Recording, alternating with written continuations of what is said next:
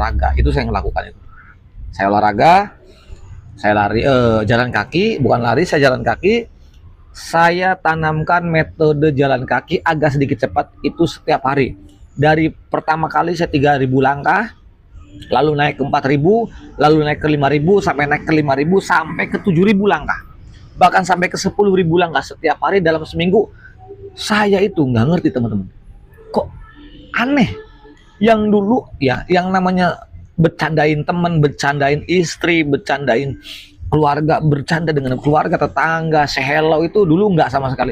Ketika saya sudah menjalankan aktivitas olahraga seperti kayak jalan kaki atau lari-lari kecil, belum lari kecil, cuma hanya jalan kaki aja setiap harinya itu, kok tiba-tiba saya pengennya bercanda. Saya udah bisa bercanda teman-teman, sama istri sudah bisa bercanda, sama anak-anak sudah bisa bercanda, tetangga, teman-teman sudah bisa bercanda. 10 hari kemudian saya sudah mulai belajar untuk lari-lari kecil teman-teman. Lari-lari kecil, saya sudah bisa jahil. Langkah pertama tuh teman, saya sudah bisa jahil. Lalu saya udah bisa pergi ke, walaupun beda apa namanya, beda kecamatan, itu saya udah bisa pergi. Awal ke kompleks sendiri, terus saya naik kendaraan, itu saya belajar step by step.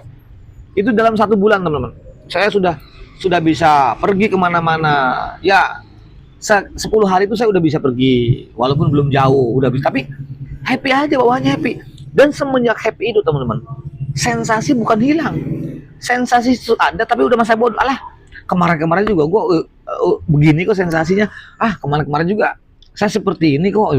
Saya udah bilang di dalam hati, pikiran saya gini, saya udah lelah, capek kita ini mikirin penyakit, mikirin takut ini, takut jantung, apa paru-paru atau kronis atau bukan segala, udah capek, bodoh amat. Saya bilang yang penting saya jalankan rutinitas, udah waktunya happy. Nah di situ mulai tuh, dari situ teman-teman saya udah mulai bebas, makan juga bebas, makan saya sudah bebas, makan saya sudah sembarangan, sudah makan mie ayam, sudah masa bodoh, makan ikan pedas, makan siomay, makan apa, saya udah bener-bener udah dikatakan kalau udah makan masa bodoh. Mulai itu saya gemuk lagi.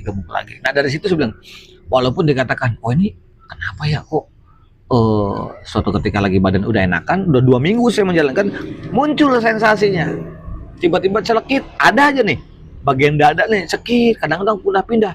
Itu yang buat saya blackout. Aduh, ini kenapa lagi nih? Tapi saya bilang, ini masa bodoh lah. Karena pada waktu itu saya pertama itu lari ke IGD. Di masa pemulihan saya lari ke IGD, cek EKG normal. Saya tanya-tanya kan jeli, kok bisa kayak gini ya dok? Itu wajar pak. Ternyata ngobrol